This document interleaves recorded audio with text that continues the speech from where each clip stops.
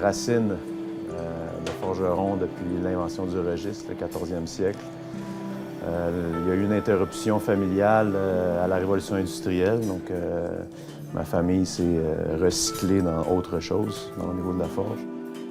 Pour moi, c'est drôle, hein? Je me rappelle des rêves dans tout jeune âge, puis c'est des boules de matière qui ont... c'est dur à expliquer en mots.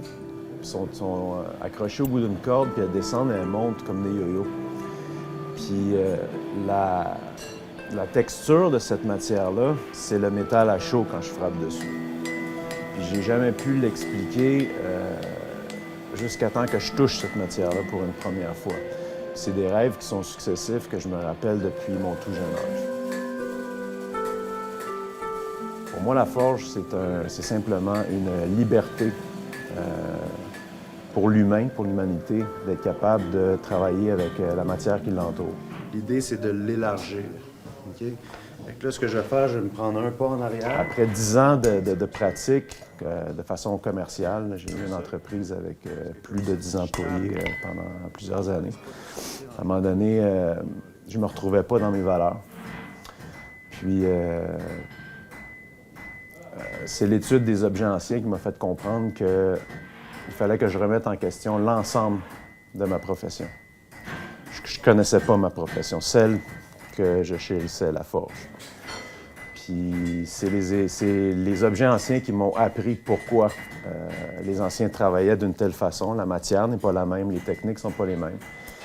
Donc, je continue encore aujourd'hui à apprendre ce qui a disparu à cause de la Révolution industrielle. 3000 ans d'histoire d'évolution de la métallurgie, soudainement brisée par des machines qui viennent remplacer les techniques humaines.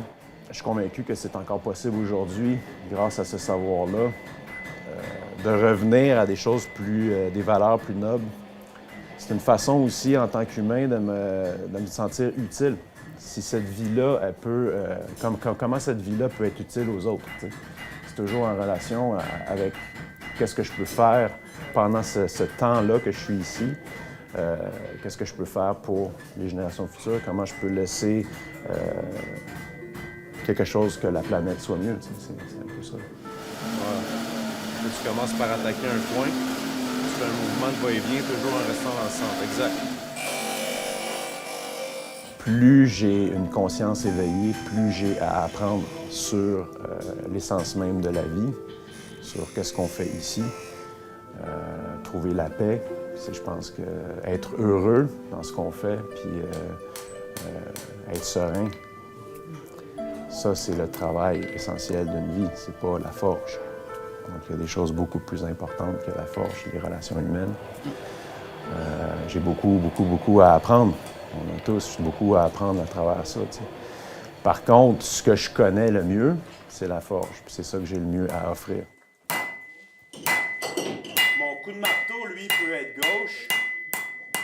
L'enclume me fait toujours une face lisse, parfaite. Si je suis en train de produire des choses pour moi-même dans l'atelier, il n'y a plus rien autour de moi. Je suis juste dans ma bulle en train de faire mes choses. Ce qui est différent quand j'enseigne, cette hyper-concentration-là ou ce déficit d'attention-là, dépendamment comment on l'appelle dans nos sociétés, me permet d'être hyper concentré sur le nombre d'élèves que j'ai, l'écoute. Je sais à peu près où est-ce qu'ils sont tous rendus, mais je ne serai pas concentré à quelque chose que je fais avec mes mains.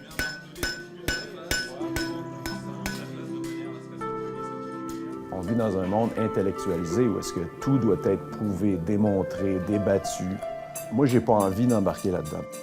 Regarde la forge, tu prends ton truc, tu fais ça avec, tu le mets dans l'eau, il vient dur. C'est très simple.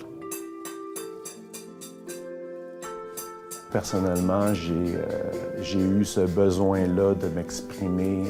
J'ai fait de la création, j'ai gagné certains prix. Puis à un moment donné, l'esthétisme, sans raison, juste parce que c'est beau, est venu un peu m'écœurer.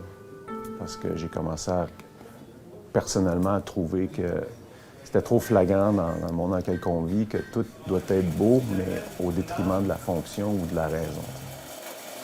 L'idée, c'est que la normalisation, elle se fait à 770 Celsius. qui correspond à un orangé foncé. Orange. C'est un privilège que j'ai d'être ici avec vous en ce moment, de participer à la relance d'une forge ou d'un monument historique. C'est tout à fait dans mes valeurs de venir ici puis d'aider à repartir le lieu et d'apprendre ce que je connais le mieux aux gens d'ici pour que vous réappropriez ce patrimoine-là. Mon intérêt, c'est de voir le lieu grandir, qu'il y ait le plus de gens possible qui s'y intéressent. Puis si je peux continuer à venir aider, je vais le faire. Si vous avez besoin de moi, vous avez juste à appeler. C'est pas compliqué. Merci.